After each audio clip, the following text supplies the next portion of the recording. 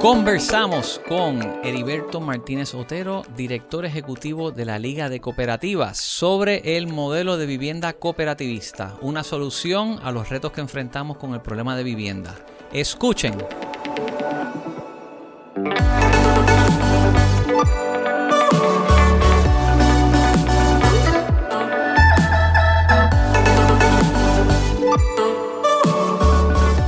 Borrón y cuenta nueva. Nos encontramos grabando un nuevo episodio del Orbital Podcast y estoy con Fernando Rodríguez. Saludos. Y Coral Buré. Buenos días.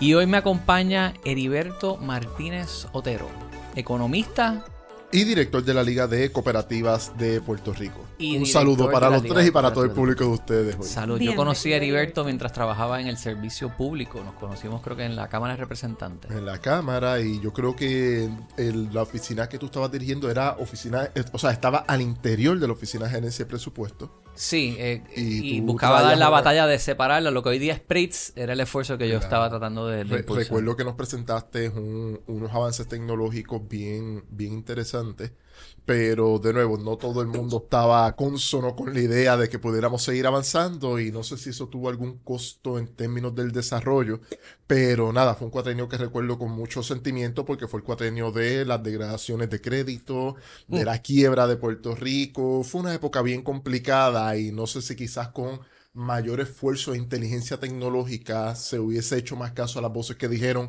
cuidado que esto va a reventar. Fíjate, fueron los primeros 30 meses, que fue lo que yo estuve, fueron de iniciativa. Se logró el acuerdo de Lufthansa. O sea, hubo unos cuantos buenos negociaciones que el DEC y PRITCO lograron. Había desarrollo económico. Yo de mi parte hicimos la apertura de las bases de datos, abrimos el catastro digital, se encaminó el Caribe, el sistema de registro de la propiedad. Se hicieron muchos avances digitales. Me recuerdo que me voy, hubo unas diferencias, se cierra la oficina y de repente viene la degradación. Y de ahí para adelante, la administración lo que tomó fue un giro. Fue entonces crisis mode y manejar la quiebra. Olvídate del desarrollo económico. O sea, fue Claro. simplemente el manejo de la crisis. Yo no estuve en esa parte. Sí, esa parte estuve y fue intensa. Literalmente porque- dos administraciones en una. Sí, ahí lo que ocurría, bien sencillo, porque no quiero aburrir con estos temas económicos de hace 10, 11 años, pero son bien ilustrativos de la situación en la cual nos encontramos hoy. Ahí el problema es que hubo, yo creo, Giancarlo, y Fernando y Coral, hubo una nueva generación en la cual tú también eras parte, que planteábamos la necesidad, número uno, de unos cambios, y número dos, que comenzábamos a advertir los patrones de crecimiento económico. O sea, ya estábamos en la crisis económica, ya lo que es la economía de Puerto Rico estaba en fase de contracción, pero la deuda crecía exponencialmente. Y recuerdo que en el año 2013, el ex representante Manuel Natal radica un proyecto que lo habíamos trabajado en la oficina para autorizar al gobernador de Puerto Rico a... Proyecto de la Cámara 2003 se llamaba, era el número de ese proyecto, que autorizaba al gobernador a comenzar con los procesos de negociación para reestructurar la deuda, y la posición del Ejecutivo en aquel momento es que la deuda se podía pagar. Imagínate. Me acuerdo que tiré un modelo sencillo econométrico donde se veía la economía de Puerto Rico decreciendo, donde la deuda crecía exponencialmente. En el año 2015 era el break-even point. De ahí en adelante la deuda superaba en términos de tamaño en dólares en la totalidad de la economía de Puerto Rico. 2016, el gobernador reconoce que no tenemos que ir a la quiebra, que la deuda es impagable. Se ocurre la quiebra Tú lo criolla. habías modelado. ¿Ah? Lo tenías modelado. No, incluso hubo un debate sobre esto, hubo una discusión, pero de nuevo, éramos una nueva generación, éramos rookies, nosotros no sabíamos de lo que hablábamos, la deuda se podía pagar, incluso hubo primeras planas de que se salvaron las finanzas del país y todo Sí, eso. sí. Al final, pues casi nadie le gusta escuchar malas noticias, pero tuvimos razón, año 2016, quiebra criolla en mayo, y en verano se aprueba la ley promesa, y 2024. Estamos aquí hoy. Tienes razón, me incluyo, nosotros éramos los rookies allí. Sí, Estábamos no. haciendo cosas nuevas y diferentes, pero ciertamente no éramos los que teníamos la experiencia. Hubo resistencia. Trayendo ese tema al mercado inmobiliario del 2008 al 2018, muy bien uno puede decir que esa fue una época de recesión, contracción, distressed assets. Tú miras el precio promedio por pie cuadrado y iba en picada. Muchas personas tenían hipotecas que estaban por debajo de las ruedas, debían más de lo que valía De su la hipoteca, propiedad. claro. Los short sales eran la orden del día. tiempos difíciles en el mercado inmobiliario. Coral lo trabajó. Ujú. ¿Puedes hablar un poco de eso? Después es que empieza una recuperación que entonces Bueno, empezó una recuperación y después María, y ahí entonces, como que volvió otra vez a coger un golpe, y entonces fue que lentamente, por lo menos del lado o sea, del mercado en el que yo trabajo, eso se vio bien marcado. O sea, María volvió a empujar otra vez para abajo. Pero fue una Temporero. V de que María Sí. lo empujó y volvió a rebotar, o fue o desde el punto de vista del negocio, ¿no? O fue una U que se mantuvo abajo y Yo creo que después. fue una U y yo creo que esa U empezó a subir en el 2020. Ok, ok. Sí, quizás con todos Pero los eso fondos Justo antes de la federales. pandemia. Ese es en En la pandemia hubo un flatline por par de meses y después todo lo que todos conocemos. en tu mercado, porque en el mío, luego, Coral es el mercado de 500,000 para arriba, Exacto. Fernando Bueno, es no 300,000 necesariamente, para pero abajo. Vamos a por generalizar, área, pero, ok. pero por ahí.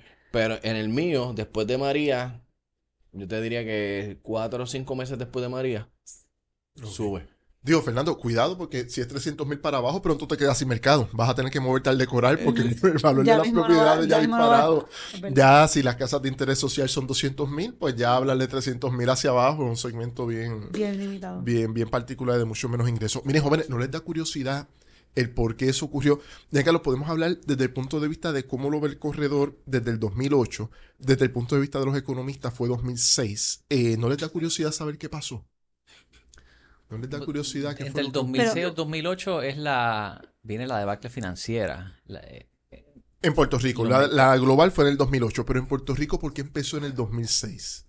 ¿No les da curiosidad histórica de qué pasó en 4 oraciones para no dar un curso de historia aquí? A ver. Digo, yo no lo sentí en el 2006. Yo si acaso lo sentí un poquito tambaleando en el 2007. Y yo no, Yo por eso también. digo, desde el Yo punto de más vista- cerca del 8. y yo no estuve en el 2006 porque estuve estudiando la maestría, así que no te puedo... Tú volviste con la consolidación de los bancos, los Es- mercados subprimes que se tragaron En el a... 2008. Exactamente, eso fue 2008. Yo estaba con compraboalquila.com y tenía el sistema de tasa más, o sea, yo manejaba, estaba en la industria. Claro. Y todavía en el 2006 había crecimiento. 2007 íbamos bien, pero se empezaba a ver el tambaleo.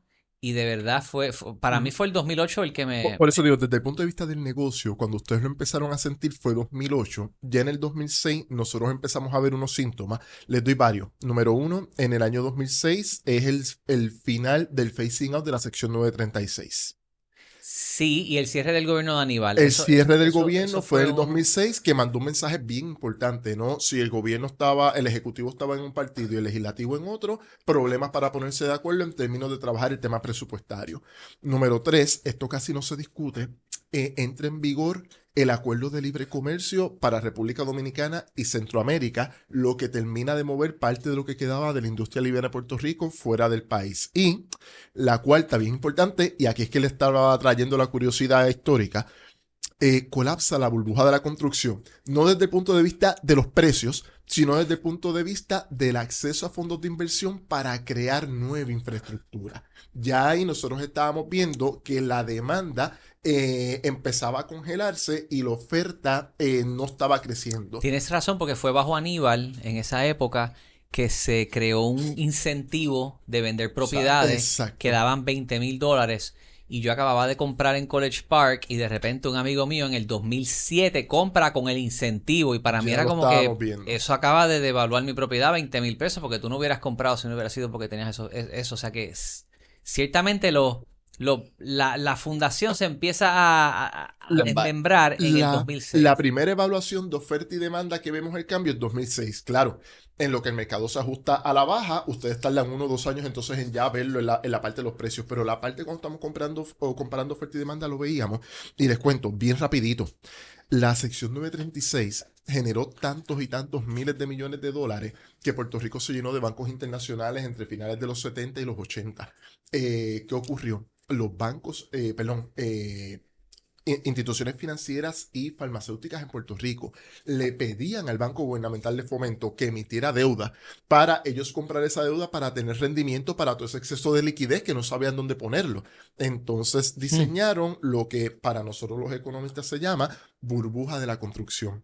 Noten que a finales de los 80 hasta el 2004 lo que vamos a tener es desarrollo de suburbios por todas partes. ¿Por qué? Porque es el mecanismo en una economía como la de Puerto Rico de poder lograr mayor rendimiento para esas cantidades de dinero. Esa es la inversión que más dinero estaba dejando en Puerto Rico. ¿Por qué? Porque estabas masificando todo lo que es la industria de la construcción y para propósitos del público, la construcción en Puerto Rico, de acuerdo a la Junta de Planificación, es el sector de la economía que más eslaboramientos tiene con todos los demás sectores. Por lo tanto, en Puerto Rico, cuando tú inviertes en construcción, es donde más empleo directo e indirecto crea y estás creando infraestructura. Pues, ¿qué ocurrió? Yo soy de Cagua. Mis papás en el 2001 se mudan para Gurabo. Campeones, felicidades. Sí, no Tremendo. sé, importante. Ganaron, coño, mano. Pues imagínense uno ser del barrio Bairoa de Cagua y de momento un buen día tu papá te dice, no, nos mudamos a una urbanización nueva en el barrio Navarro en Gurabo. Y la 30 hubo que expandirla porque las urbanizaciones llegaron a Juncos, Las Piedras y San Lorenzo. O sea, Sí. se siguieron creando suburbios por ahí para Desparramiento. abajo hasta que nada, la oferta superó la demanda, ya no había a quien más venderle y tenemos entonces esa situación en el año 2006. Pero tengo una pregunta. Tú me estás diciendo que entonces eso fue entre los 70 y los 80. Finales de los 70 Ajá. y casi toda la década de los 80, pero perdón, Hasta el toda la 2000, década de hasta los el 80, 2001, 2002. básicamente, y los 90. Digo, aquí, déjame ver, estoy tratando de organizar los pensamientos. A mí me regalaron un libro hace unos años, que es la historia de la construcción en Puerto Rico. Creo que es de la Asociación de Constructores de Puerto Rico, si no me equivoco. La cosa es que, y te habla desde tiempos de España hasta el día de hoy. Bueno, hasta hace unos años. Y yo quizás estoy interpretando esto mal, no sé, pero yo tenía la impresión de que la mejor época de la construcción en Puerto Rico se había desarrollado hasta finales de la década de los 60. Exacto. Eso es así. Y tú ves desarrollos que se hicieron hasta ese momento, y son, o sea, en términos de la calidad de construcción, es Superior. muy superior Propiedad a que todo existe lo que hoy. vino Claro. después. Levittown, Country Club, Residencial Luis Lloren Torres, Valdrich. Valdrich. Valdrich Pisos, es, es más viejo, pero el techos monte, altos. Puerto Nuevo. Ajá. el complejo del monte, que fue un proyecto Nobel, ahí fue que se empezó a desarrollar el condado, como lo conocemos hoy día. El Claro. condado era un barrio de casas espectaculares, y en la década de los 60 es que empiezan a vender esos lotes y a hacer los primeros condominios que se hicieron en condado. Pero por lo que yo leí en ese libro, un mamotreto así de grande, y conversaciones que he tenido, como que la idea que yo tenía, y claro, obvia, que conste para récord, yo no estaba viva en aquel entonces, yo soy Completamente. Tú de naciste- menudo para acá. No, de menudo qué para acá. menudo, en los 90, nena. Bueno, no, el punto es que lo que yo entendía era que ya a partir de los 70 la calidad de la construcción había disminuido. Como que, era como que, no quiero decir época de oro, pero como que la época de oro terminó, como que con la Sí, década de los 60. Y eso es así. Lo que ocurre, por eso son dos tipos de construcción distintas. Esa época que es post Segunda Guerra Mundial, época dorada del capitalismo estadounidense, crecimiento industrial en Puerto Rico, transición de lo agrícola al modelo manufacturero, negociaciones colectivas, salarios más altos, hay una exigencia por nuevas propiedades y nuevo tipo de vivienda urbana. Y se creó todo lo que estás diciendo y coincido contigo. Lo que estoy mencionando es que la segunda etapa de creación de suburbio comenzó entonces ya en los años Ya. 80 con la 936. ¿Por Ya. qué? Porque la sección 936 de alguna manera generó una clase media industrial, pero a la misma vez tenía impacto sobre el sector financiero. Y eso se le llamó, lo pueden buscar estos de texto, Fondos 936. Era el nombre que se le daba a todos esos excesos de liquidez que no podían repatriar a su casa matriz. ¿Por qué? Porque tenían que pagar un toll gate tax. Por lo tanto, lo dejaban en Puerto Rico por un periodo circulando en la banca local o banca autorizada a hacer negocios en Puerto Rico y después de cierta cantidad de años podían sacarlo sin pagar ese impuesto. Pues en lo que ese dinero estaba circulando en banca local, había que colocarlo en algún sitio. Y todos sabemos que en economía los bancos son el middleman entre los depósitos y la inversión. Por lo tanto, ¿dónde los bancos decidieron poner esa inversión? La construcción. La pusieron entonces en la construcción, pero noten que ya no estamos hablando de construcción urbana como la que estábamos mencionando ahorita, sino construcción suburbana, fuera del área metropolitana, quizás unos diseños más adecuados para lo que se llamaron en los 80 los yuppies, ¿no? Los Young Professional. Young Urban Professional, exacto. Hay que tener una piscinita por algún sitio, un parquecito bonito, y esto proliferó. ¿Cuál fue el problema? Que cuando se elimina la sección 936 en 1996, los primeros que vieron el impacto fueron los bancos. Noten que ya para principios de milenio, y estabas quizás tú ahí, Fernando, viendo la situación, ya los bancos están empezando a cerrar en Puerto Rico. En Puerto Rico llegamos a tener más de 30 Sí, bancos es verdad. activos en negocios en Puerto Rico. Hoy solamente quedan 3 bancos que hacen negocios en Puerto Rico, 3 que cotizan en el mercado de valores. Banco Cooperativo sería el cuarto, que no cotiza en el mercado de valores, es de nosotros, de las cooperativas. Y el resto de bancos que está presente en Puerto Rico usa Puerto Rico de hub para dar servicios en el exterior, pero no necesariamente están financiando proyectos en Puerto Rico. Y nada, esa es la curiosidad. O sea, la sección 936 montó todo un aparato en el sector financiero, sector industrial. Una vez este sector se ve en retirada, todo lo demás cae como, Bueno, como castillo de naipes. realmente fue la herramienta de desarrollo económico. Claro. Para bien o para mal, en que sirvió hasta un punto que decidimos nosotros. Y eso pues es otro tema. Ahora tenemos que enfocarnos en, de las lecciones aprendidas, cómo nos vamos a mover a futuro. Claro. Pasan eso, ok. Heriberto, excelente recolección de esa historia, de esa historia. Y del 2006 al 2008, empieza en el 2006, se siente en el 2008. Ujú. Del 2008 al 2018, esa década, se fueron desarrolladores a la quiebra. De estar haciendo de 10 a 15,000 unidades de vivienda nueva al año, nos fuimos a cero Claro. por una década. Ujú. Ok. Fast forward, short sales, la orden del día, precios bajando. Fast forward a Cierre de morgallera. cierre de famosa mortgagera. morgallera se fueron todas a Bueno, pique. Coral dejó de ser, tú por un tiempo ni ejerciste como corredora. Bueno, en el 2009, bueno, yo siempre mantuve mi licencia y hacía mis cositas por el lado, pero en el 2009 a mí me ofrecieron un trabajo en una farmacéutica, de hecho, y estuve en el dark side por 4 años. Sí. 4 años estuviste, ¿ves? 4 años. Digo, siempre con una patita acá, Acá. pero esa fue parte de la historia oscura de mi vida. Pero podías ver cómo se listaba una propiedad y no había. No, era totalmente, sí, no. ¿Sí? De hecho, la compañía para la que yo trabajaba cerró. Coldwell Coldwell Banker, Banker. O sea, correcto. siguieron operando como Isla del Coquí, la corporación local, pero la franquicia pues se Pero fue. y la de Coquí también se fue. Sí, eventualmente. Yo Eventualmente, llegué a ver- eventualmente. Tiri se fue y todo. Sí. New York Mortgage, todo eso se... Bueno, eso. Y ya incluso RG Mortgage, que después fue RG Bank, también ya en el 2010 termina siendo consolidado por la Bueno, FDIC. Doral, HF. Doral, HF, todo eso se fue. Luego, en tiempos un poco más recientes, fast forward, Scotiabank, Santander, o sea, Sí. BBVA, Sí. Western Bank, ¿te acuerdas que teníamos Correcto. Pero sucursal en Western Viejo Bank San también Juan? fue consolidado, o sea, Sí. se En el lo 2010. cerraron. En el Ya 2010. luego Sí. los que tú estabas diciendo, los Que son más españoles, recientes, son más fueron recientes, sí. vendiendo la franquicia. Exacto, vendiendo las posiciones y la parte la de cartera. securities, que fue la que al final mantenía algo cuando Puerto Rico se va a quiebra, pues entonces ya ahí tomaron la decisión Sí. final de Aún irse. hoy, que tuvimos a Alejandro Longo hace unos meses atrás, pero hay proyectos como Casa Magna, Murano, Casa Mayores, que los precios a los que se están vendiendo esas casas hoy, Regency Park en Guaynabo, saludos ahí a Luis Herrero, espero que tengan luz. Es que se va mucho la luz allí. Sí, demasiado. tú eres Cada guapo. vez que abro el Twitter, lo primero que me aparece es Luis Herrero quejándose de que no tiene luz. Sí. Y es como que, pues Luis, debiste mudarte a Caguas como te dije hace muchos años, pero no me quiso hacer caso y pues... Pues lo que vemos es que todavía precios en esas zonas ahora están llegando a los valores del 2007-2008, cuando habían salido a la venta. Exacto. Al punto que voy con esto es que se ha hablado de, ¿verdad? El crecimiento exponencial en precios ha sido bastante limitado. Han habido muchas zonas donde inclusive los precios están todavía justo donde estaban hace ¿cuántos años atrás? 17 años atrás. 17. Vamos a hablar un Qué poquito de rápido, esto. ¿verdad? 17 años, 2008 17 fue ayer. años. Yo me acuerdo cuando cayó todo el mercado y en todos los canales de televisión hablaban de que la crisis financiera era nasty, ¿no? Y que ya los bancos empezaban a cerrar con...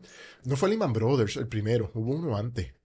Bear Stearns. Bear Stearns, que lo consolidaron un fin de semana con JP Morgan y de momento ya pasaron 17 años, demasiado rápido. Ahí hay varias cosas que se tienen que mencionar.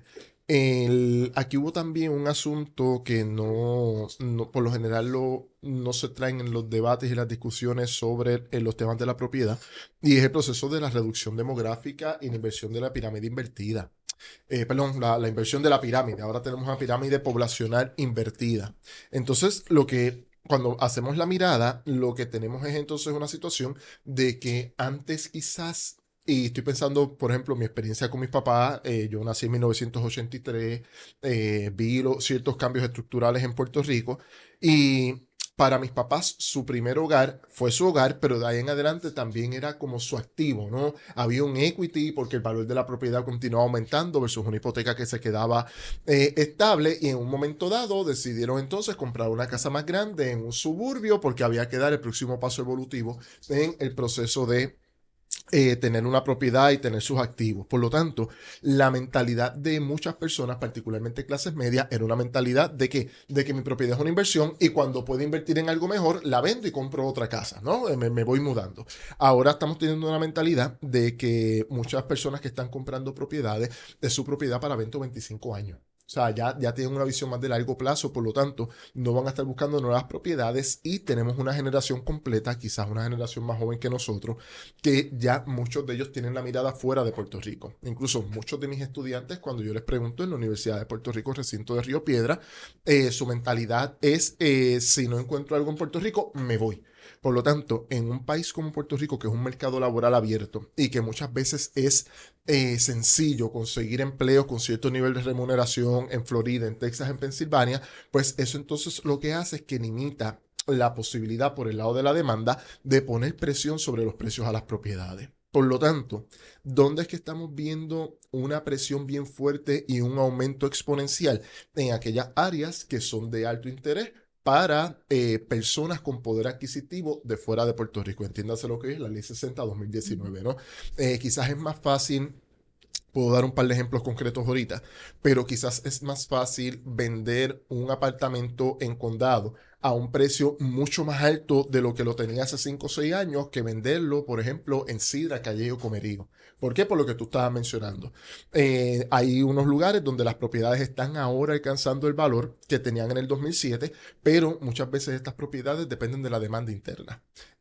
Dorado, Viejo San Juan, Condado, Palmas del Mar, Rincón, no dependen de la demanda interna para poner presión sobre el precio de las propiedades, sino una demanda externa de personas que pueden decidir o no comprar en Puerto Rico y utilizar eso ya sea como una vivienda o como alquileres de corto plazo. Así que de nuevo, hay que ver dónde estemos ubicados, y ahí entonces vamos a tener una mirada más clara del valor de las propiedades. Pero la realidad del caso es que, por ejemplo, ahora mismo yo estoy vendiendo una casa en Ay Bonito donde el 80% de las personas que me han llamado por esa casa en Ay Bonito son puertorriqueños que han vivido toda su vida en Estados Unidos y quieren una casa en el campo para retirarse. Eso es bien interesante porque eso también afecta lo que estábamos hablando ahorita de la pirámide invertida en la población.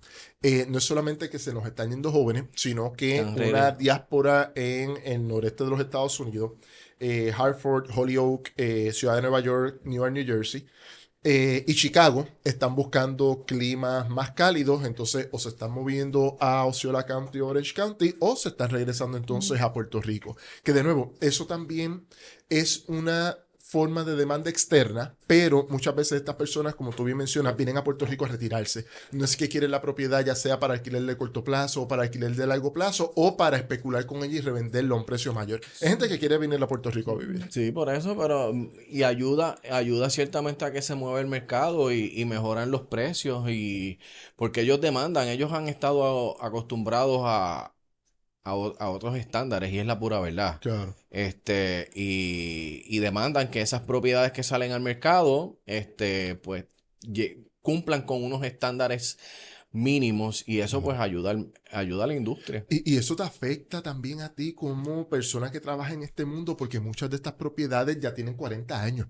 Entonces, como tú bien mencionas, si no están bien cuidadas, si no tienen la calidad, quizás en la foto se ve muy bien, pero cuando entonces vienen a Puerto Rico y dicen, espérate, este no era la casa que yo me imaginaba cuando vi Ujú. la foto, Ujú. eso puede afectar. Y entonces ahí entramos al otro gran reto que ustedes tienen como industria, la oferta. ¿Qué vamos a hacer con la oferta? Bueno, la oferta de alguna forma hay que incentivarla. Claro, Ya sea, digo, depende del desarrollador a quien tú le preguntes, te va a decir que obviamente no es económicamente viable los cascos urbanos. Pues entonces tenemos que decidir si vamos a seguir construyendo los suburbios, claro. y si tenemos la infraestructura para entonces desarrollar, pero nosotros estamos ávidos de vender. Pero es que bueno, es que es como que complicada la pregunta, pero yo he tenido esta conversación tantas veces con distintos colegas en la industria, em, que sí, todas más o menos trabajamos unas áreas y un tipo de mercado similar, pero yo nunca había tenido tanto cliente bueno, cualificado, listo, dispuesto para comprar y no tengo que venderle. Porque, o La sea, oferta. volvemos, Sí, por exacto, la eso. oferta. Entonces, tú hablas con los clientes y ellos como que a veces no necesariamente lo entienden porque entran a las redes, entran a Zillow o Realtor.com o Reserva Orbital. Online Mira, o no Orbital, olvidar, por ejemplo. Orbital, pero ven propiedades en el mercado, pero entonces no, o son propiedades que llevan sentadas en el mercado un tiempo porque están o sea, fuera de precio, no están realmente, es como yo digo, for sale, not for sale. Claro. Eh, Bueno, voy a decir un caso que mi experiencia, de hecho, un caso de Urbital. No voy a decir porque todavía está en proceso. Pero No digas el pueblo. precio de venta fueron $159,000. Yo hice un open house ahí. Fueron 41 personas y se recibieron 15 ofertas sólidas y se terminó yendo por encima. bueno, pero eso no es un caso aislado. El caso, Claro. yo te referí a un Y caso el a lo año que voy pasado a y fue el mismo, el del año pasado de, ¿cómo es que se llama eso? Villa Fontana. No, Villa Fontana, ese es fue algo bien similar. Tú tuviste sí. una cantidad Esa casa increíble salió de, en por ahí, 120 ajá. y se fue por encima Pero también. usted lo que está explicando es un caso claro de una necesidad, una demanda amplia y una oferta bien limitada. ¿Y cómo Exactamente. podemos, desde el punto de vista económico, cómo tú piensas como economista que es cómo se puede promover o cómo se puede fomentar para resolver ese Mira, problema? aquí hay varias miradas. La primera, la mayoría de los economistas estamos deseosos de que la Reserva Federal no suba más las tasas de interés a lo largo de este año o que las comience a bajar. ¿Por qué? Porque el aumento de las tasas de interés se supone en macroeconomía básica, el aumento de las tasas de interés se supone que desincentiva la inversión. Aumenta Correcto. el Sí, desempleo, correcto. baja el poder adquisitivo de la gente, por lo tanto los precios bajen. ¿Qué está ocurriendo en los Estados Unidos? Se subieron las tasas de interés, la tasa de inflación está bajando, pero el mercado de empleo se mantiene espectacular. Y ya eso se espera y se proyecta que ya para abril, mayo de este año comience a bajar. Esperemos, Se esperemos, porque espera. el problema grande que tenemos los economistas es que a veces nos gusta analizar estos temas desde las instituciones y de momento tenemos una escalada en el conflicto bélico en Oriente Medio, se disparó el precio de la gasolina y cambiaron todas las reglas de juego en menos de un Pero mes. que Así bajen que los intereses lo que hace es darle más purchasing power a la gente a comprar en un mercado que aún no tiene inventario. Exacto. esa es otra. Eso va a Exactamente. Esa es agravar el otra. Así que, problema. Por lo tanto, pero también Y eso flexibiliza la sí. posibilidad de financiamiento para nuevos proyectos. Porque uno de los problemas grandes que tenemos es cuando ok. hace poco Claro. tuve un programa de televisión con Agustín Rojo, presidente de la Asociación de Lo Constructores. tuvimos aquí el episodio anterior. Pues un tema que estuvimos discutiendo tanto en el aire como fuera del aire, Ajá. es que los constructores ahora se enfrentan al doble problema. Todavía la tasa de inflación no ha bajado lo suficiente como para conseguir materiales baratos. Eso se suma también al problema de la falta de mano de obra y por otro lado el financiamiento sigue caro por las tasas de Está interés. bien, pero entonces luego de ese episodio, fíjate, me puse a pensar, la realidad del caso es que tenemos que ver el tipo de proyecto que se está planteando precisamente por la misma curva invertida que tenemos ahora mismo en Puerto Rico. Si tú me preguntas a mí, yo no, o sea, el mercado promedio no necesita una casa a la que estamos acostumbrados de 3 cuartos o 4 cuartos, 2 baños, a lo mejor es una propiedad de 2 cuartos y un baño. Claro. Porque claro. realmente son personas que viven solas o se están downsizing. Claro. Retirados que están, exacto, reduciendo su espacio vital porque no necesitan tanto espacio, se fueron los hijos. No tienen Exacto, nietos. no lo sé, no sé si esa es la respuesta, pero por lo menos tiro esto para que, ¿verdad? Mira, eso es bien importante. Para que lo tiene- piensen. Y tiene que haber algo, Fernando, sobre el tema de dónde construimos y la planificación, y me explico. Eh, estas personas que ya se están retirando, que están empezando con el proceso de downsizing, van a necesitar también tener médicos cerca, tener sus hospitales cerca. Es normal, es parte del proceso de vida. Y muchas veces el problema grande es que los espacios accesibles para estas personas están más allá de los suburbios. Por lo tanto, nueva construcción, tenemos que repensarla en el contexto urbano. O suburbano, siempre y cuando hayan sus espacios cerca con los médicos y lo que necesiten estas personas. Segundo, yo no sé, y esto habría que preguntárselo además de Agustín, a las personas del mundo de los constructores, si este modelo de créditos contributivos para fomentar nueva construcción es el viable o el adecuado. Él lo mencionó, fíjate, en el Lo hablamos podcast, con Agustín Rojo, Sí. se que él mencionó en entiende un que esa momento no dado. debe ser la... No es lo No único, sé no, si es no. Y exacto. no debería Se ser abusó en un momento dado también. La ley tuvo era la ley 212, creo. 212. Se pudiera perfeccionar, pero no debe de ser la única pieza del rompecabezas. O que no, o él dijo algo bien claro, no debe ser hacia donde queremos apuntar. O sea, Correcto. vía esa, Pues, vía pues, los créditos yo creo contributivos. que yo coincido por ahí. Y por último, tengo que entonces traer el planteamiento del modelo que yo represento en Puerto Rico. Yo viví en vivienda cooperativa durante 5 años. Mi tía vivió en vivienda cooperativa durante muchos años. Mi hijo y su mamá todavía viven en una cooperativa de vivienda. En Puerto Rico tenemos 8 cooperativas de vivienda en San Juan. Tenemos 3 en total. Trujillo Alto hay 2, Ponce hay una. En Y Cabo no hay ninguna. En Caguas había una, pero ya no opera como cooperativa de vivienda. Es una asignatura pendiente que tenemos que hablar con el alcalde. Esas discusiones se dan siempre de la manera más agradable y formal posible, porque en Caguas pues tenemos otra forma de entendernos, ganamos campeonatos, somos de avanzada en la cultura, es Son nuestro nuevo campeones, país son en comparación a campeones. Puerto Rico. Oye. De hecho, la idea de la internacionalización de los municipios empieza en Caguas con Willy Miranda Marín cuando funda nuestra ciudad en 1997. Antes de eso, Caguas era un municipio. A partir de 1997, Caguas se convierte en una ciudad. Entonces, El corazón de Puerto Rico. claro O que sea, sí. olvídate de Ponce. Ya Ponce quedó en el olvido. No, Se no, fue con Luis Raúl, Yo bendito. apoyo todo esto que él dice. Yo respaldo mucho las gestiones en Caguas, la escuela Cimatec, el centro Yo fui maestro de Cetrestec. Cimatec. He estado, cuando traje a Jennifer Palk aquí para hablar de digitalización, hicimos una charla en la universidad ya. O Pienso sea, que Samia Baerga ha hecho un gran trabajo también en toda la parte de desarrollo empresarial en la Excelente. ciudad. Así que nada, está todo al día, pero estoy todavía en San Juan. Tengo que moverme ya a Caguas pronto. Pero volviendo al tema del vivienda cooperativa. la vivienda cooperativa. Bueno, en Viejo San Juan ahí está la Hay una cooperativa vivienda Alejandra Tapia Exacto. Rivera en la calle Cruz. Y esa yo creo que es la más reciente. Esa es de 2002. ¿De verdad? Sí, y les voy a traer un problema. Miren esto. Financiamiento para hacer vivienda cooperativa existe y se puede traer a Puerto Rico para todo el país menos para San Juan, por ser capital. Entonces, como Ah. ok, tenemos entonces un problema. ¿Cómo logramos que ese dinero también se pueda utilizar en San Juan? Segundo, ¿por qué el tema de vivienda cooperativa es importante? Todas las cooperativas ahora mismo tienen lista de espera. Por lo tanto, sabemos que hay una demanda. Si nosotros logramos crear vivienda cooperativa para unos segmentos de la población que están buscando hacer el downsizing, eso te libera entonces otras propiedades Ujú. para poder venderla a sectores El que profesionales. dice, vendo, pero no tengo a dónde irme. Es la Claro. cosa.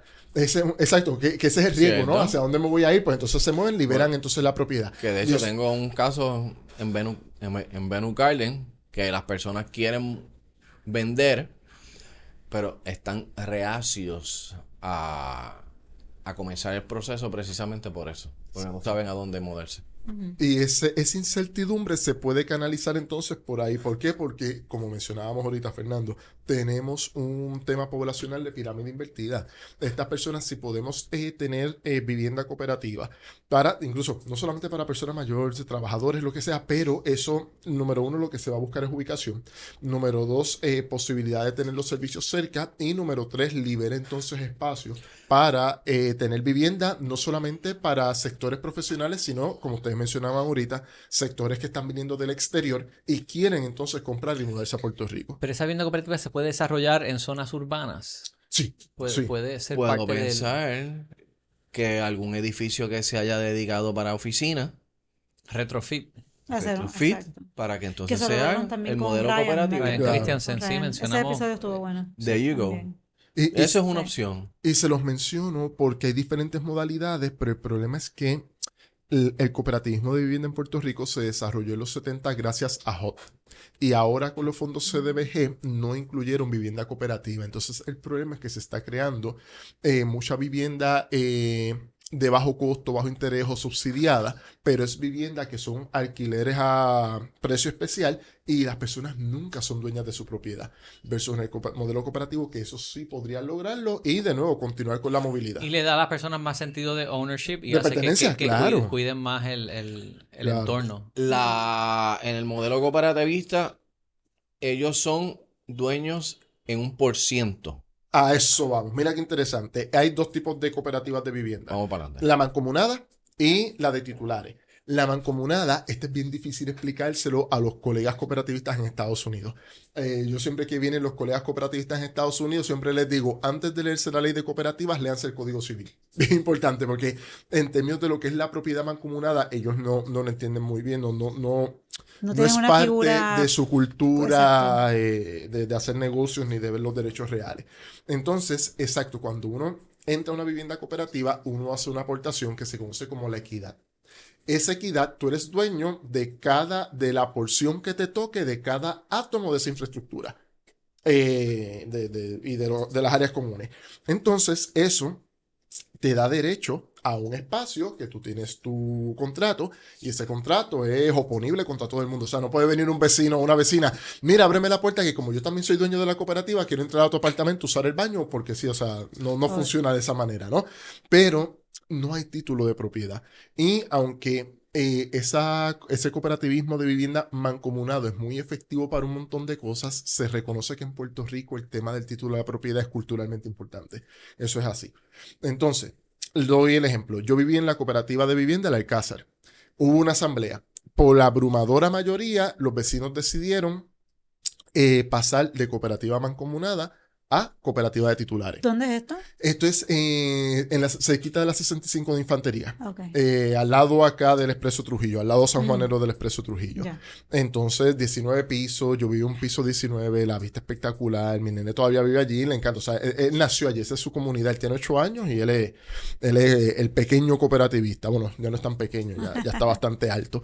Pero, entonces, ¿qué se hace? Se busca un notario para inscribir la escritura matriz y comenzar con el proceso de entregar los títulos de propiedad. Por lo tanto, ¿qué es la cooperativa de vivienda de titulares? Es una cooperativa en la cual los socios de la cooperativa son los dueños de los apartamentos. ¿Qué es la cooperativa? Las áreas comunes. Todo lo que es tubería, paredes medianeras, sótano, parque, áreas comunes, estacionamiento, todo eso es de la cooperativa. Tu apartamento, pues tienes el título de propiedad. O sea, que se someten al régimen de propiedad horizontal. A eso vamos, no. No. Porque aunque vamos a ponerlo de esta manera, la cooperativa de titulares es un híbrido entre cooperativa mancomunada y régimen de propiedad horizontal. En la mancomunada tú compras como accionista Exacto. a ser parte de una corporación o Exacto. en este caso una cooperativa. Pero es mediante contrato, Exacto. Exacto. no título. Exacto. ¿Y qué ventaja tiene ese modelo al de propiedad horizontal? La manera en que se trabajan las áreas comunes. Por ejemplo, el que a mí me estuvo bien curioso, si se daña el tubo y se rompe en uno de los apartamentos y le está cayendo el agua al otro, ¿quién se hace responsable y quién paga por esa parte, ¿no? Tiene que ser uno de los vecinos o el que tenga alguna responsabilidad o donde caiga el espacio común de la propiedad. En la cooperativa, todo lo hace la cooperativa. Desde las tuberías, cambios estructurales, municipales, todo es cooperativa. No tienes que pagar esos gastos adicionales y lo que sí tienen en común es la derrama. Ujú. La derrama, entonces esa parte es como, Por lo tanto, digamos, modelo. eliminan hasta cierto punto O sea, el... sustituye. Yo creo que más que elimina, sustituye el HOA. No, pero el tema No. de dirimir controversia. De que si tú me...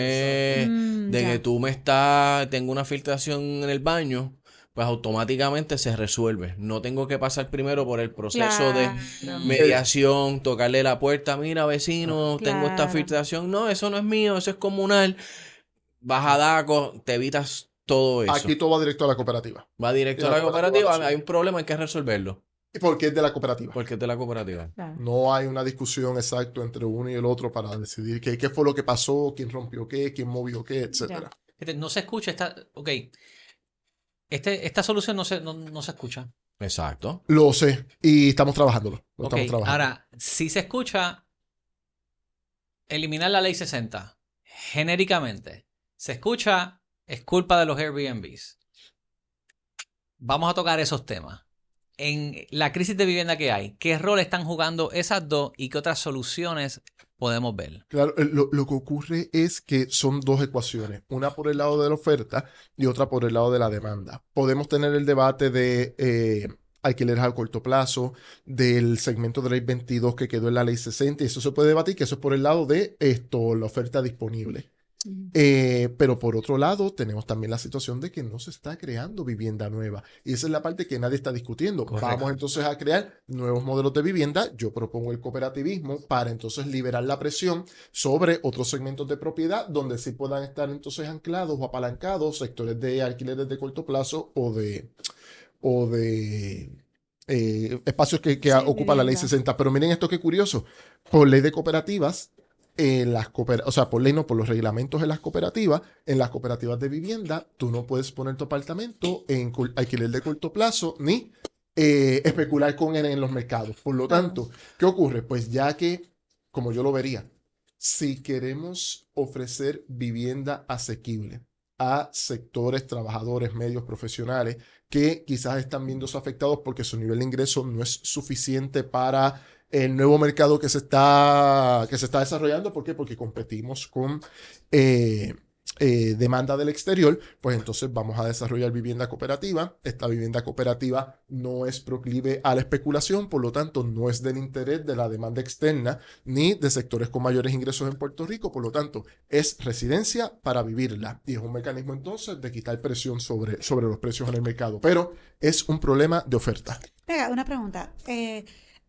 Uno piensa siempre, o por lo menos yo, lo que es vivienda cooperativa a vivienda de interés social o de menor recurso. Em, y sé que, pues, por ejemplo, en Nueva York se da mucho eso de los co-ops y Pero eso son no es, distintos, pero eso no es lo mismo son distintos. y no es de bajo ingreso. O sea, No, incluso les voy a decir algo. No conozco ahora mismo ninguna cooperativa de vivienda en Puerto Rico. Y esto que voy a decir ahora, no lo digo por temas de prejuicio, no lo mm, digo o sea, no quiero estigmatizar nada ni que se me malinterprete. Pero, por ejemplo, cooperativas de vivienda en Puerto Rico, las asambleas se han organizado y no aceptan programas de subsidio del gobierno. No, en algún momento cuando HOT estaba presente tenían que aceptarlo. Una vez HOT sale, porque pagaron su hipoteca, ya no estaban aceptándolo. ¿Por qué? Porque el entendido de estas asambleas es que la vivienda cooperativa no es un tipo de vivienda para subsidiar segmentos de la periferia, sino es para sectores trabajadores y sectores medios que no pueden acceder a su primera propiedad. O sea, no se ve desde el punto de vista, los cooperativistas de vivienda no lo ven como un tema de, pues como son pobres y no hay residenciales públicos, pues entonces vamos a ponerlo claro. en vivienda cooperativa. No es esa la manera en que se maneja la identidad cooperativa, sino que lo que se busca es que haya progreso, que haya trabajo y que las personas tengan ese acceso a la vivienda digna. Ya. ¿Y cómo, y entonces mencionaba usted la gran diferencia de cómo es el cooperativismo acá en términos de vivienda versus lo que En se Brooklyn, conoce. ese tipo de vivienda, y esto lo aprendí recientemente, no conocía esto. El tipo de vivienda cooperativa es también más parecido al de los titulares, pero se da una compraventa y la posibilidad de, por ejemplo, si yo entro a una cooperativa en Puerto Rico de vivienda y comienzo a vivir, qué sé yo, en febrero 2024 y decido irme en junio 2024, parte de esa equidad se la queda a la cooperativa. Tengo una pregunta. Ajá. ¿Cuánto en la cooperativa donde tú vivías? Si yo quiero, vamos a suponer que ahí hay un espacio disponible, Ujú. un apartamento para yo entrar, ¿cuánto yo necesito? Yo pagué, cuando nació el nene, 2015, $10,500. Entonces pagaba de mensualidad 330. No sé si esto ha cambiado con los años, pero eso, $330 y eran 3 cuartos y un baño. 3 ascensores, eso Está sí. bien. No, y en el medio de San Juan, o sea, Bueno, y de lo que he nuevo, un dicho. espacio Bueno, está nítido. perfecto.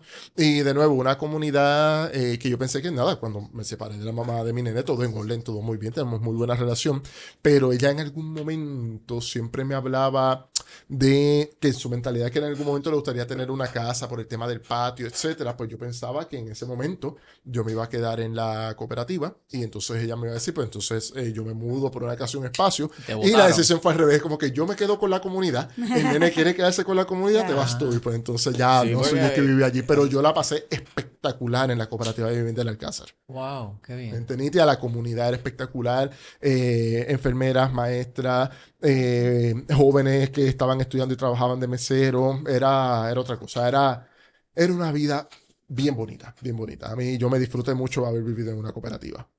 Ya. y desde el punto de vista de inversión, ¿qué pudiera hacer un desarrollador Ah, ok. para desarrollar ese concepto? Yo creo que debemos tener esa conversación tanto que los desarrolladores con la liga, porque hay muchos fondos federales en Rural Workers Development. Tengo que buscar bien cuál es la agencia federal. El gran reto es ese, que no... No es que San Juan. el tema de la población, poder adquisitivo y ser capital, pues entonces se discriminaría con San Juan, pero de nuevo, Caguas, Bayamón, Carolina, Trujillo Alto, Bueno, Guaynabo, espérate, Sidra, pero Calle. Voy a po- vender poder- 45 vuelos de terrenos en Yabucoa, si acaso quieren a alguien desarrollar.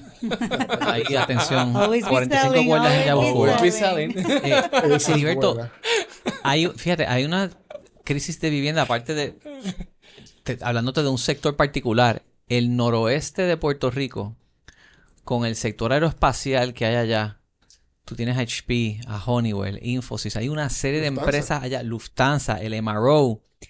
A mí me han escrito personas por las redes, me dicen, estás hablando de San Juan, pero yo vivo en Isabela y no encuentro nada disponible. Y allá sí, siendo un pueblo más costero, la oferta turística está allí, se topa con muchos temas de gente comprando para poner en Airbnb, o sea, ha sido un reto y no hay una planificación de desarrollo de vivienda en esa zona y ahí falta, o sea, son empleos de alta remuneración que no están, se están poniendo en jaque por la falta de vivienda. Y hay un problema ahí también de movilidad. O sea, ahí no hay una autopista, todavía los semáforos, nada, hay unas cuantas cositas ahí ocurriendo, Bueno, yo no creo que pero la autopista. sí es un área para desarrollar y para desarrollar nueva vivienda. E incluso es algo que también he dialogado con ciertos sectores, porque les voy a decir un secreto. De las 5 cooperativas más grandes de Puerto Rico en activo, Vegacop. 2 son en la Vegacop está, pero no, que 2 son del oeste. Una de ellas, Rincón, es la cooperativa más grande de Puerto Rico en activo, de acuerdo a los datos de COSEC. En octubre de 2023 estaba en 860 millones. Diablo. O sea, Rincón próximamente debe estar llegando a los 1.000 millones de billón. dólares en activos, es un gigante. Y está Wow. también la cooperativa de Camuy, que son también top 5, y también está la cooperativa de Isabela, la de Aguadilla y la de Lares por ahí cerquita, que también son cooperativas bien grandes. O sea que en términos de financiamiento debe ser posible hacer algún tipo de consorcio, como se hizo, por ejemplo, para el Hotel El Conquistador. No sé si ustedes sabían que el Hotel Sí, El los Conquistador Fullana. fue un sindicato de cooperativa, pusieron la liquidez e hicieron entonces el préstamo. Creo que habían varios instrumentos, entre ellos créditos contributivos. Había una serie de cosas Sí. que hacía bien atractivo Y la información que tengo que ser discreto, pero la información que tengo informal es que en un par de años ya habían recuperado el 50% de la inversión. O sea, fue un gran negocio. Y entonces, sí, nuestras cooperativas de ahorro y crédito tienen un liderato voluntario espectacular, pero también tienen una dirección ejecutiva de primer nivel. Y en esa parte, en el noroeste, pienso que podría haber algún tipo de iniciativa similar para desarrollo de vivienda o vivienda cooperativa. El reto grande es encontrar el terreno, después bregar con la zonificación, el tema de los permisos, que estás hablando de 3 a 5 años Este es el gran en ese problema. trámite que... Tiene que haber mucho apoyo de los gobiernos municipales y del gobierno central, porque si no están inmersos en el proceso, se te va a hacer todo más lento y más costoso. Y ahí es que está el gran problema. Pero yo empezaría a construir. Y a mí que el gobierno me ya. Ay, Dios mío. Yo soy Tremendo. así.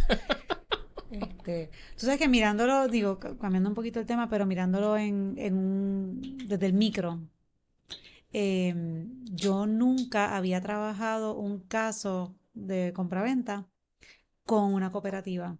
¿Nunca? Y nunca. Lo trabajé por ¿Cómo? primera vez. ¿Y tú, Fernando? Yo tengo Bueno, 4 corriendo ahora mismo. mira ¿Con para allá. cooperativa? Pues mi Cooperativa primera- La Puertorriqueña me cierra un caso de incentivo de vivienda y lo digo aquí, Lourdes Ramírez, en 45 días o menos. El presidente José Chico también, presidente de la Junta de Directores, también es un tipo que hace un trabajo espectacular. La puertorriqueña, nada, gente bien buena. Gente Sí. bien- pero eso es área metropolitana para decirlo, ¿no? Que por eso fue que no la mencioné ahorita. Pero esa es acá San Juan. Pero mira, sí, cuatro Pero casos. fíjate, Muy mi, bien. mi primera experiencia fue a principios del 22. Es que tú trabajas en el mercado de lujo, Coral. No, Tú estás- hombre, no. Yo Mira, trabajo yo de- tengo, no, mira, he hecho espérate, negocio luego- con la Cooperativa Oriental, Medicoop gente buenísima, médico. Mira. y Medicoop es una puerto- cooperativa de médicos. Exacto. También. Y esa la, es un- y la puertorriqueña me ha cerrado 2 casos este año. y Ese es el libre mercado trabajando para ti, Fer. Ya tú sabes. Y la cooperativa oriental también es top 5. Esta cooperativa empezó en Macao. Y ya Sí. tiene un sucursal en Cagua, sucursal en Ponce y tiene 2 sucursales en San Juan. Una en la Placita Roosevelt y otra por la Coral, 65. termina con Pues tu mira, bueno, pensamiento mira lo que es la tienes ignorancia. última Me palabra. estoy tirando al medio. No, mira lo que es la ignorancia. Yo nunca había trabajado, entonces era en unos apartamentos en Isla Verde. Y los clientes parece que tienen una muy buena relación con esta cooperativa. Beach Y Tower. no, fue en el Girasol. De hecho, los 2 casos fueron en el Girasol. Eran 2 socios que compraron, uno primero, otro después. Hay una buena comunidad. Sí, y la cosa es que él me dice, bueno, vas a hacer, ¿sabes? ¿Vas a financiar con qué banco? ¿Tienes precalificación? ¿Sabes? Las preguntas de rigor. Me dice, sí, no, eso está planchado, te voy a dar el nombre, estoy trabajando con una cooperativa. Y yo, wow, una cooperativa, cuéntame, ¿cómo es esto? No sé qué, me dio el número de teléfono de la persona. La cosa es que era Villacoop, en Villalba. Villalba. Pero yo, en mi ingenuidad, ¿verdad? Yo decía, bueno, pues el cierre será en una oficina de algunos abogados acá en el área metro. Mira, No, mamá. el cierre era en tienes- Villalba y esa Tú yo no, puedes- pero no. es que yo no, en Va el a ser aquí despiste, en la Milla de pero Oro. es que, ¿qué sabía yo? La Pero cosa esa es que cooperativa de Villalba es gigante es también. espectacular. Mira, yo te voy a decir una cosa, mi experiencia, eso fue yo hice un post, un reel de mi experiencia con Villacoop. Esa gente, el primer caso lo cerraron en 34 días, el segundo Ah. como en 42. ¿Viste? El proceso más Limpio. smooth, más limpio, menos complicado. Te pedían un papel, tú lo entregabas y no te lo volvían a pedir. ¿Tú sabes lo que es eso? ¿Viste? Eso yo nunca en mi vida había visto una cosa como Le- esa. le- Pero fue tan eficiente, tan eficiente. Bueno, al punto es que al día antes que envía, bueno, pues el Está cierre va a ser emocionado. mañana. Sí. Mira, el cierre va a ser mañana a tal hora. Y yo, perfecto, mándame la dirección. Y cuando me envían carretera tal, no sé qué kilómetro tal, y yo, pero Te asustaste. pero esto es en Villalba. Me dice, Coral, esto es Villacoop. Pues claro. Mira, y ya sabes, yo tuve que cambiar la agenda y me tiré, pero No. fue espectacular el trato. Coral, pero di la O sea, verdad, es lejos no matter what. Pero yo me lo Es disfruté. lejos. Un hasta saludo a los de grabé- Villalba, no, pero escúchame, espectacular Villacoop. pero yo es lejos. lo recomiendo. Bueno, después, menos de un mes, tuve el segundo cierre allí también. Y yo me disfruté ese viaje. Yo hasta lo grabé. Yo decía, pero fue la experiencia tan positiva. Coral, cuando pasa el peaje de Cagua, se siente como en la película Jurassic Park. Sí, sí, Cierran las sí. compuertas y entró. Espérate, Caguas Norte o Caguas Sur, porque me puedo Mira. ofender. Ya sabes, porque a mí me encanta salir fuera del área metropolitana. No, pues te digo, de verdad que pero fue eye-opening porque es tan organizado, tú llegabas ahí, eso fue bien, o sea, cero, yo creo que no estuvimos bueno, nos tardamos media hora porque el cliente pues lo conocían y pues era el saludar, el faranduleo y qué sé yo, pero fue, o sea, impecable. Yo pensé, bueno, siéntate ahí, pues te van a poner a esperar. No, no me dio break a sentarme. No, pues vente, pasa. Bueno, pues vamos. O sea, Fue maravillosa la Mira, déjame experiencia decirte y algo. perdóname, y los intereses, o sea, lo que le ofrecieron al cliente, Popular no lo iba a poder replicar. ¿Viste? Y fíjate que yo soy fan de Popular. Perdón. Oye, yo soy fan de las cooperativas de dijiste, Riquelme. Dios mío, señor. Mira, algo bien interesante. Villalba ha sonado, como muchos otros pueblos, en la situación de que pueden entrar en problemas de solvencia porque se eliminó el fondo de equiparación para financiar los municipios. La Junta no quiere otorgar más fondos, se Javi acaban los Crossi lo fondos dejó. federales. A lo que voy, Villalba es un ejemplo donde se puede caer toda la estructura gubernamental y esas cooperativas, sobre todo Villacop, tienen una capacidad y una gerencia y un liderazgo tan espectacular que me imagino que ahí se operará prácticamente todo lo que se caiga del municipio. Sí, Pero wow. nuestras cooperativas son bien grandes. Les doy un ejemplo. Maunabo. Yo recuerdo haber hablado con un exalcalde que me decía que el 85% del ingreso del municipio de Maunabo era fondo de equiparación. Solamente 15% eran patentes e IBU.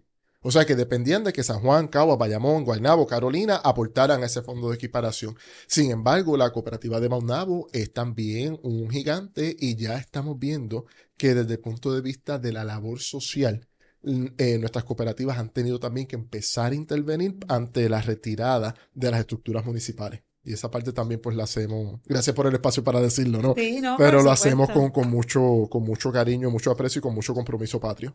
Pues Mira, esa fue mi primera experiencia trabajando un caso directamente con una cooperativa, pero luego de eso, pues trabajando mediante, o sea, por medio de otras morgalleras, o sea, instituciones financieras, debo decir, que pues obviamente terminaban vendiéndole los préstamos a cooperativas, en la que más recuerdo, la Pepiniana, o la San cooperativa Sebastián. San Sebastián, No, exactamente. Excelente como, también. como nuevo padrino, vas a tener todas las oportunidades para traer No, negocios en de el cooperativas. brindis yo voy a traerte este tema, voy a durar Esto como es 15 o sea, minutos. yo estoy casada, esto es un chiste interno, pero yo digo, Tienes que ahora ponerle Hay que las dar- cosas en hay que contexto. poner las cosas en contexto para no meterme en problemas en mi casa, pero si mi matrimonio por el que hijo Y se disuelve o no funciona, voy a estar casándome con Ricardo Darín y pues Es mi actor favorito. va a ser el brindis y el padrino de la boda. Exacto. Ok, ya entiendo. Ese es el asunto. Heriberto, gracias por venir. El tema estuvo bien interesante. Creo que trajimos una perspectiva Distinta. diferente, soluciones, no quejas. Pero me dijiste que íbamos a hablar de Star Wars. Así fue que me dijiste que por eso fue que vine cuando empezamos a hablar de Andor y de las nuevas series de esa. Bad Batch empieza ahora en febrero, el último season, y me tiene bien nervioso. El trailer estaba brutal. Ay, Lo tengo en el queue. Bueno, llévatelo, Wilton.